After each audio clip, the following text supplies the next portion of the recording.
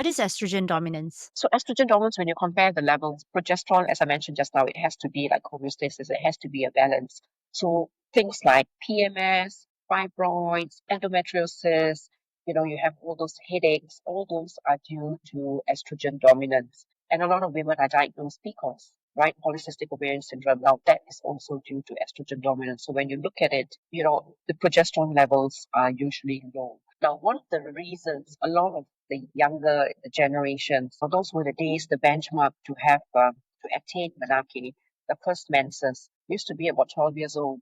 These days, you hear about 9 years old, 10 years old. So what's happening? So this is when we tend to look at the environment. There's a term used, the xenoestrogens. So we are getting all these additional estrogens from our environment, be it whether it's the plastic bottles or water that is contaminated,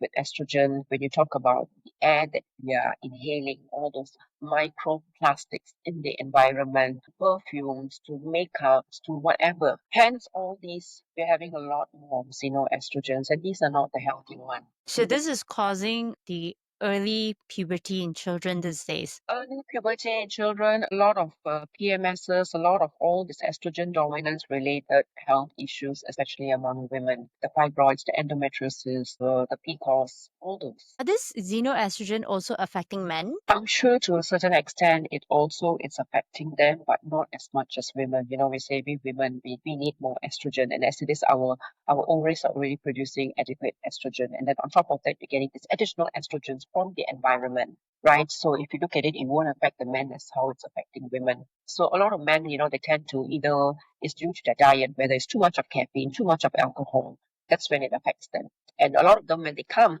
their main complaint is male boobs, right? So with the boobs, it's like, okay, estrogen dominant, where are they getting it from? And just by addressing, I've had a teenager who had the boobs. Of course, he was very embarrassed, peer pressure and all that. He was being teased. And I found out that he was having hope, a number of that he has in a day, it's about 4 to 5. And just by eliminating the hope itself, because that caffeine that triggers that, he lost the male boobs. Of course, he lost weight as well. Put him on a proper diet, put him on a proper exercise, and you don't need any medication. So what about for all these women where they are now estrogen dominant? Must something be done? And if yes, what is it that should be done? So normally what I will do is basically take a detailed history, the menstrual history is so important, whether it's their hormones, are they regulating their cycles, their menses or not, once the detailed history, clinical symptoms or physical examination, look for other signs and just get a very thorough hormone panel done. Now, normally I just don't run a hormone panel. I will also do vitamin D. I will check the homocysteine. I will check the fasting serum insulin, inflammatory markers like CRP. And once the blood report comes back, just go through at them and address. You will definitely find something is totally and address the root cause, whether it's balancing the hormones or, but I always am an advocate of the 5 pillars of health. So it goes beyond the hormones, addressing the gut health, addressing the nutrition, the sleep, the stress management, addressing those, balanced diet, healthy balanced diet, whole food. Yeah. Mark your calendar for Disruptive Doctors Annual Conference and Exhibition. It's happening the 20th and 21st of September. This conference isn't about fitting into label. It's about expanding what is possible in healthcare and reimagining the doctor's role in it. This is where forward-thinking doctors come together to drive real change in healthcare.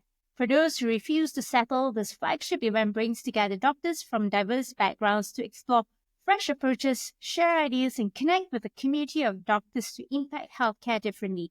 Remember to get your tickets on our website at disruptive-doctors.com/conference 2025.